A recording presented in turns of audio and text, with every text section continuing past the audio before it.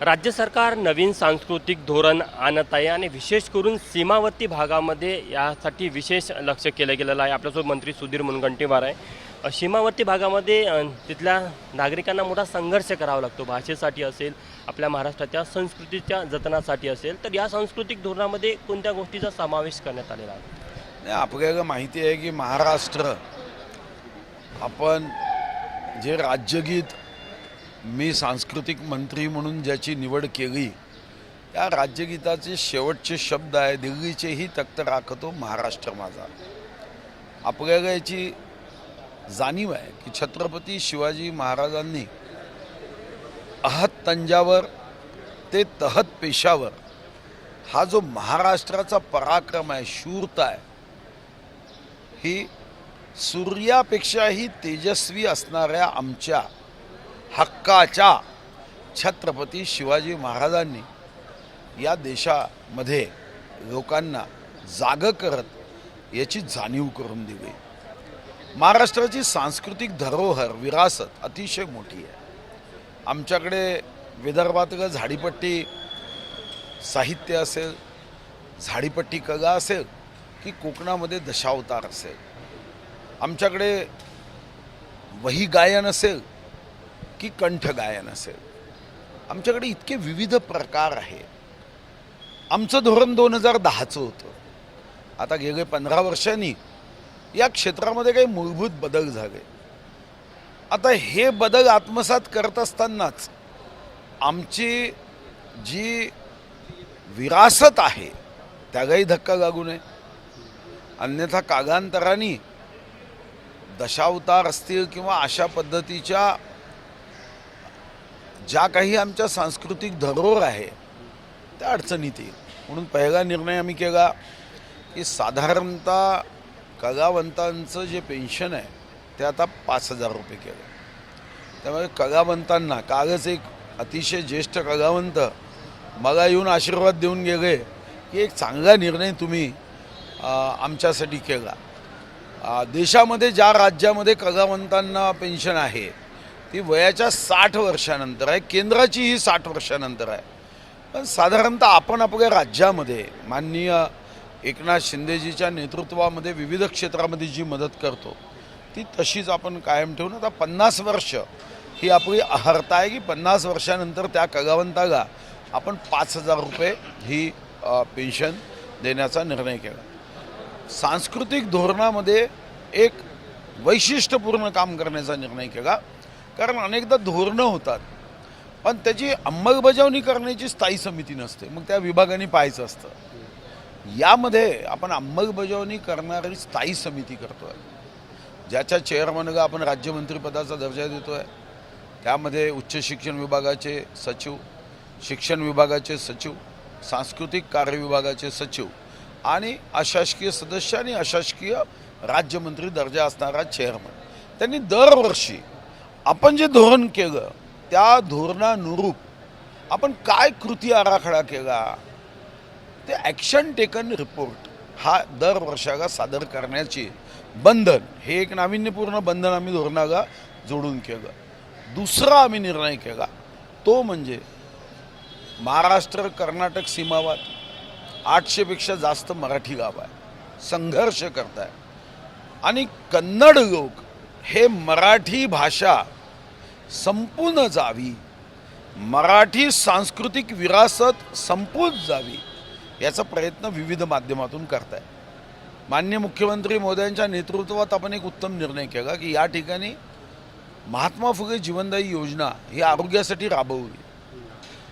कर्नाटक सरकारने थोडा विरोध केला पण आपण ती योजना मराठी माणसासाठी राबवली। आता तिथं असणाऱ्या मराठी भाषिक संस्थांचं अनुदान असेल, जे सांस्कृतिक कार्यामध्ये काम करतात, तिथं मराठी भाषा आणि मराठी भाषेशी संबंधित सांस्कृतिक आमची सारी कला याची जोपासना व्हावी, याचं संरक्षण संवर्धन व्हावं, यासाठी संस्थांना अनुदान देतानाच काही कार्यक्रमाची रचना तिथं विविध उत्सवाच्या स्वरूपात करता येईल का। मग आपला गणेशोत्सव असेल, आपली दहीहंडी असेल, दीपावली असेल किंवा तत्सम जे काही महाराष्ट्रीयन उत्सव आहे, याला त्या ठिकाणी त्याचं संवर्धन संरक्षण करताना महाराष्ट्राच्या सांस्कृतिक जी महाराष्ट्रीयन पण जे कर्नाटक ज्यांच्यावर अत्याचार अन्याय करण्याचा प्रयत्न करते त्या 850पेक्षा जास्त गावात याला आमच्या सांस्कृतिक विरासत ही तिथं कशा पद्धतीने आम्हाला पुढे नेता येईल या दृष्टीने सुद्धा आम्ही काल निर्णय केला आहे.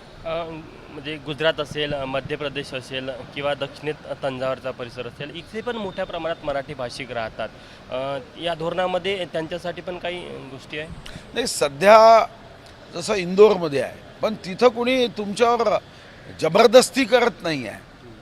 इथं मात्र मराठी लोकांना खूप त्रास दिला जायचा, आजही दिला जातो. सरकार कोणाचंही असो, आज काँग्रेसचं सरकार आहे, पण म्हणून काही त्रास कमी नाही झाला. फक्त एवढंच झालं, आता काँग्रेसचे नेते विधिमंडळात हा विषय काढत नाही, कारण त्यांचा जो कार्यभाग संपला. त्यांना राजकारण करायचं असतं, त्यांना कर्नाटक किंवा या सीमेवर असणाऱ्या लोकांची काहीही प्रेम नाही, कारण ही चूकच स्वर्गीय पंडित नेहरूंनी केली. तेव्हा त्यांना सांगण्याचा समजवण्याचा प्रयत्न झाला, पण त्यांना महाराष्ट्राविषयी माहीत नाही. डिस्कवरी ऑफ इंडियामध्ये छत्रपती शिवाजी महाराज हे वाट चुकलेले देशभक्त होते, इथून सुरुवात आहे. आणि म्हणून स्वातंत्र्यवीर सावरकरांबद्दल त्यांची जी काही भाषा आहे ती तर तुम्ही मी ऐकू शकत नाही अशी भाषा आहे. त्यांना महाराष्ट्राविषयी नेहमी आकस राहिला. त्यामुळे सीमावर्ती भागासाठी विशेष फोकस करण्यात आलेला आहे. हा, महाराष्ट्रासोबत आमच्यासोबत ते आहेत या भावनेनी सांस्कृतिक विरासत तिथेही आमची संवर्धन संरक्षण व्हावी या दृष्टीने. शेवटला एक प्रश्न राजकीय. अजित पवार काल बोलले की एक प्राथमिक चर्चा झाली महायुतीमध्ये की जिथे सिटिंग आमदार आहे त्या ठिकाणी त्या आमदार त्या पक्षाला ती जागा सोडावी अशी प्राथमिक चर्चा झाली. नाही, पण हे काय, प्रत्येक पक्षामध्ये अनंत काळापासून जिथं जिथं जागा वाटप होतं साधारणतः असंच राहतं की ज्याची जागा आहे जिथं त्याचा विनिंग आमदार आहे.